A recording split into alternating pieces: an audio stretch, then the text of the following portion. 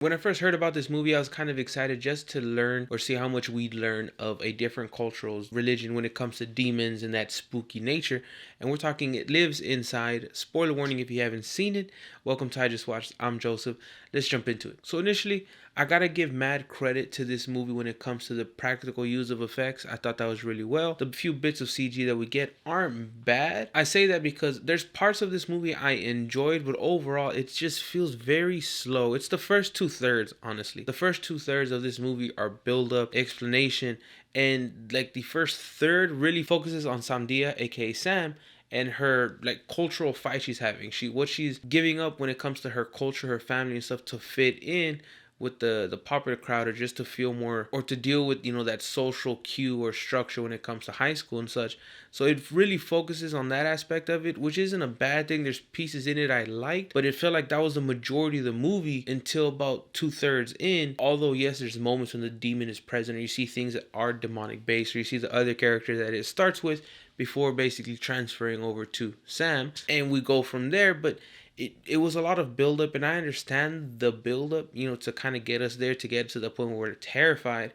I just never felt terrified. Where this movie was trying to balance those two story arcs, one being the demon, this horror aspect, this dooming presence, and her main purpose. Like, I get the idea that they were going for. I just don't think they were meshed as smooth as they should have been, because it very much felt like this movie was this for like the first 2/3, and then, oh yeah, by the way, we have to solve this kind of.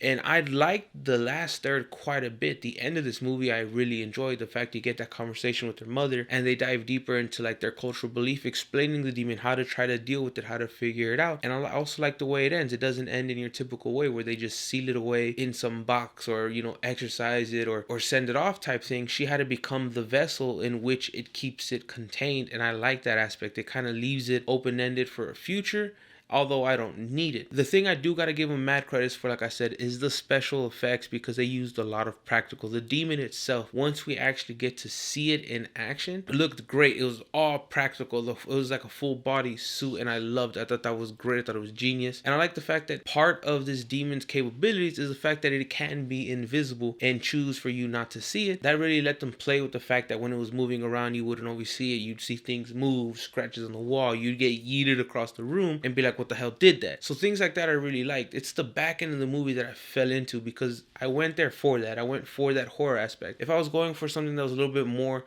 of a drama and towards the cultural difference and trying to figure out how to fit in, that would have been different. I would have enjoyed that. It's not necessarily bad, but for what we're there for, it took too long. It was drawn out way too much for me, so it made this movie feel longer than it was, and I felt that was very unnecessary. Overall, I don't think it's worth going to the movies for. If it's streaming, I'd say watch it.